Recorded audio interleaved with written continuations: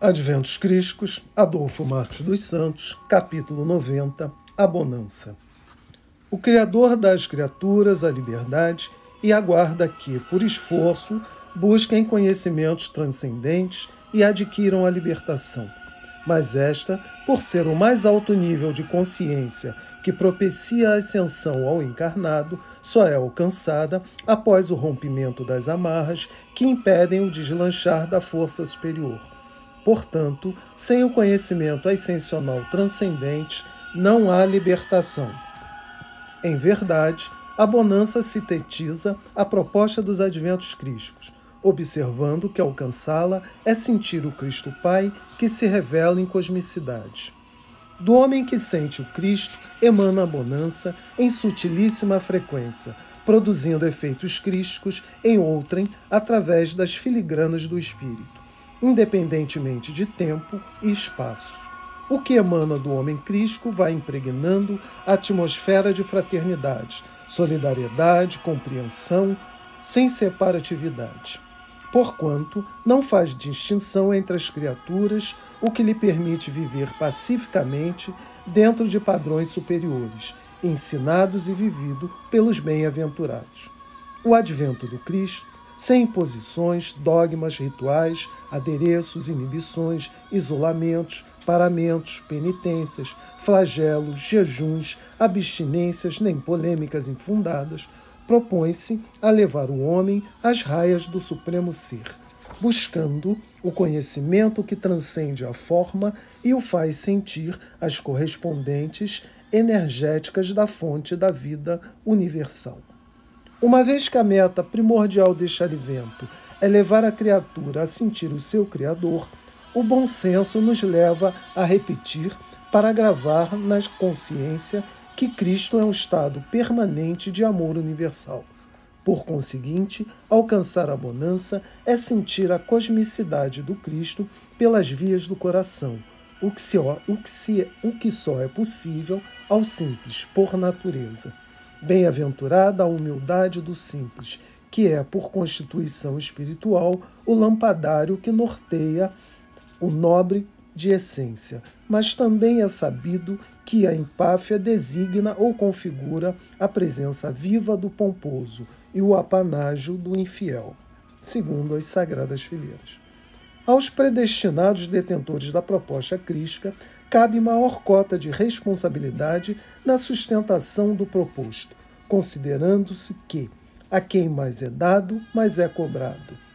Há de ser confirmado, uma vez mais, a patente do cristalino propósito deposita o Pai nas mãos dos detentores, pelo discernimento, curso a curso ou percurso plano-terra, plano-luz, o que significa proclamar que aos fortes, lúcidos e capazes o Pai solicita, aos fracos, insensatos e incapazes, ele compreende e ampara.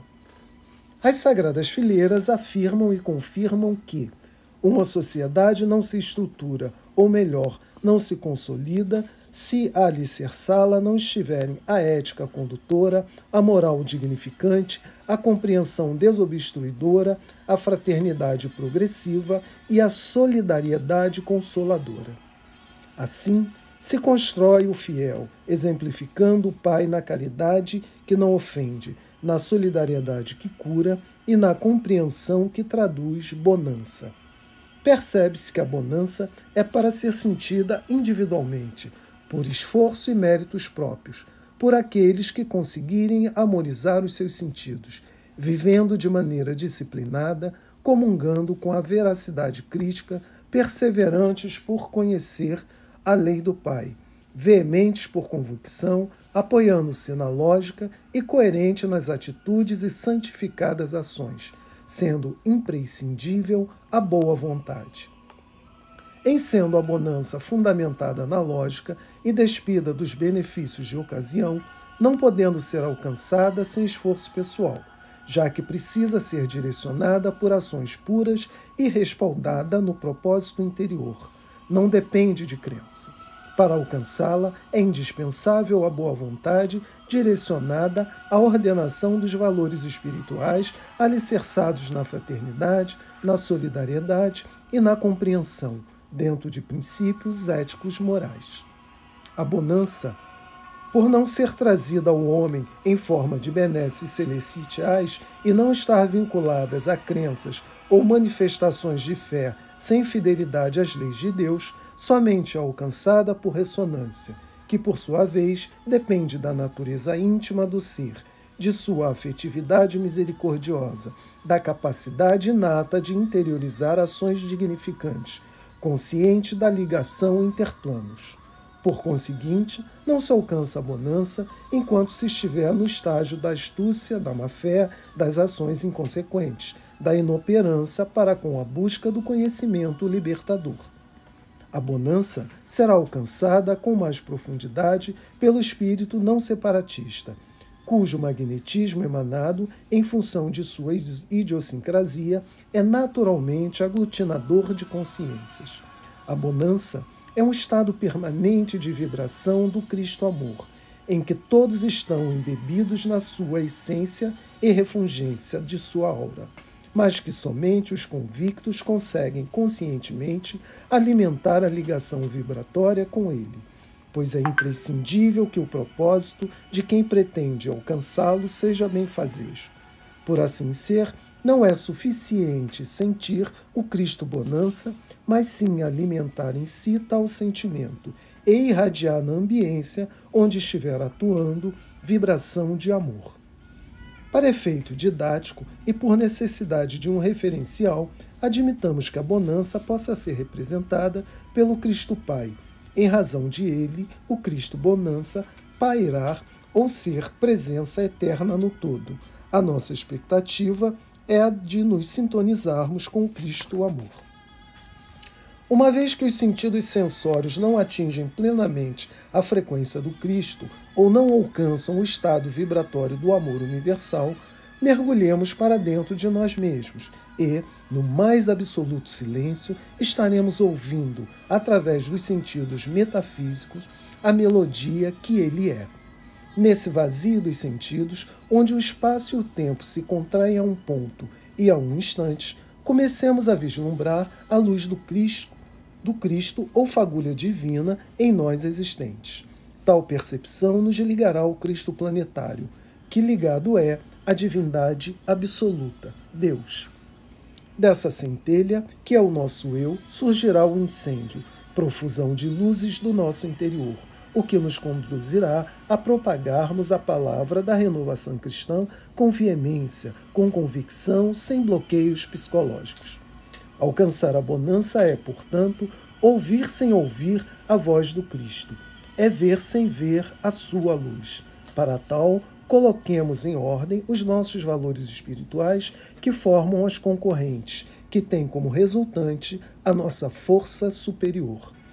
Vibraremos na frequência que a bonança traduz quando o silêncio em nosso mundo interior tornasse um elemento vivo e sagrado, a ponto de nos afastarmos dos ruídos, do caos e interagirmos com o silêncio do cosmos. Desse modo, sentiremos aflorar dentro de nós a força bonança e, por esta ser manifestação consciente do nosso eu ou Cristo interno, na mesma proporção dessa conscientização, estaremos entrando em ressonância com o Cristo ou cosmicidade crística. A bonança fala a linguagem do coração ao homem de coração fraterno, solidário, compreensivo, com leveza, suavidade, mansuetude, sabedoria, bondade, amor. Por assim ser, iremos alcançando-a à medida que fomos demolindo a jaula de aço que criamos e nela permanecemos bloqueados.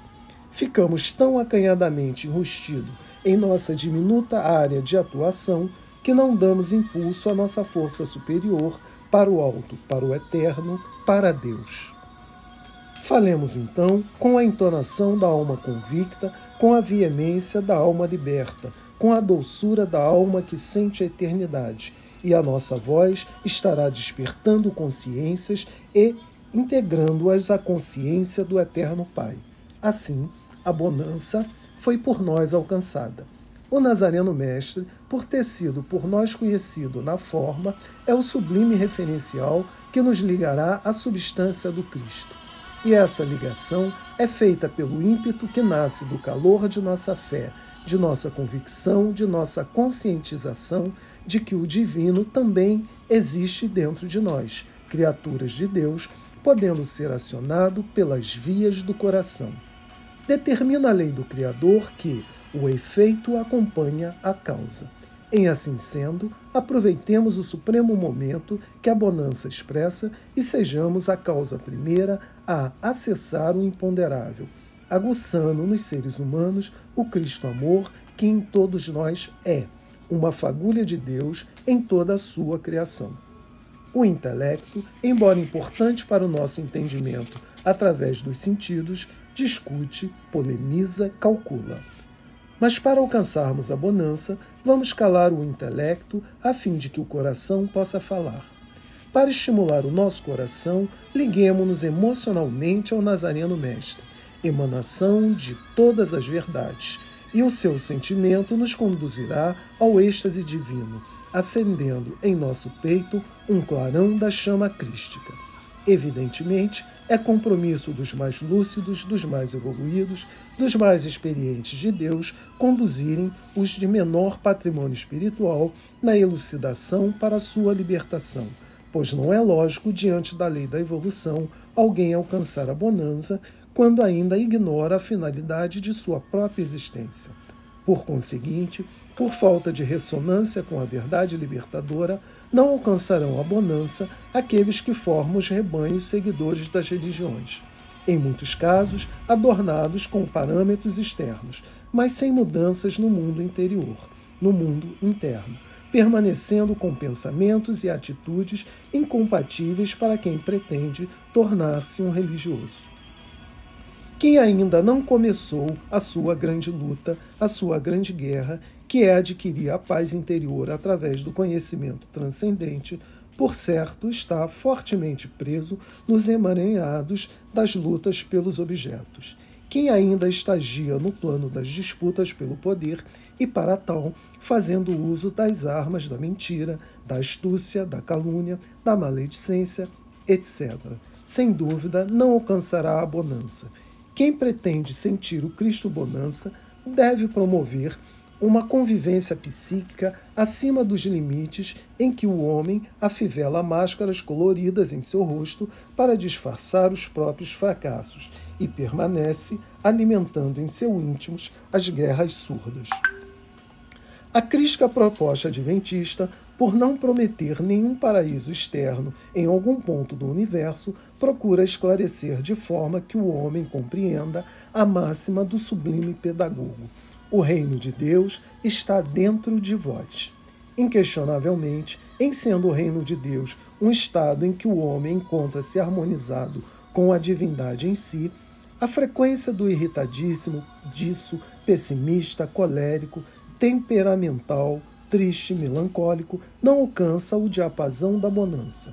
Há, portanto, necessidade de reabilitação moral para sentir as notas melodiosas do Cristo na acústica do coração. Vez que o advento é o do Cristo Pai, procuremos reconhecê-lo com o nosso Cristo interno. Para tal, devemos nos desarmar e nos permitir ser incendiados pela luz da verdade, sem excessiva racionalidade. Devem os candidatos ao exercício da sensibilização crística, cujo alvo é comungar com as benesses da bonança, ter viva transparente, agindo a céu aberto honestamente, pois ninguém consegue burlar a lei de Deus. Os nobres de propósito não são ególatras, não aliciam outrem para suas nefastas investidas, não são adversários da verdade movidos pela inveja, não estimulam as dissensões dando vazão a seus conflitos, não incendeiam o campo dos que semeiam a boa nova, não atacam vilmente os portadores de ideal superior em razão de insegurança pessoal e mórbida preguiça de servir, soterrando nos porões de suas construções desalinhadas o convite à substituição de valores. Portanto, se pretendemos alcançar a bonança, nos alimentemos com as luzes defluentes do sol do nosso eu crístico, os quais harmonizam o nosso cosmo individual em ressonância com o equilíbrio universal. É comum o homem-espécie, quando desestimulado para as conquistas espiritualizantes, sem criatividade, dedicar-se com afinco às competições egóicas, devido à sua desarmonia psicológica. Mas nem sempre usa os meios lícitos, pois a personalidade encontra-se fragilizada, fragmentada, sem visão transcendente, teme não conseguir as realizações da transitoriedade existencial, mesmo sem poder conter o tempo que se escoa a cada segundo, perdendo assim a resistência moral, chegando até mesmo a duvidar de sua realidade espiritual. Relembrar é bom que a bonança é conquistada passo a passo pelos que não se dão por vencido, por cansados, mas que se renovam a cada instante, revitalizando os ideais superiores, a fim de não se revoltarem quando a longevidade ou idade existencial limitar os movimentos corpóreos.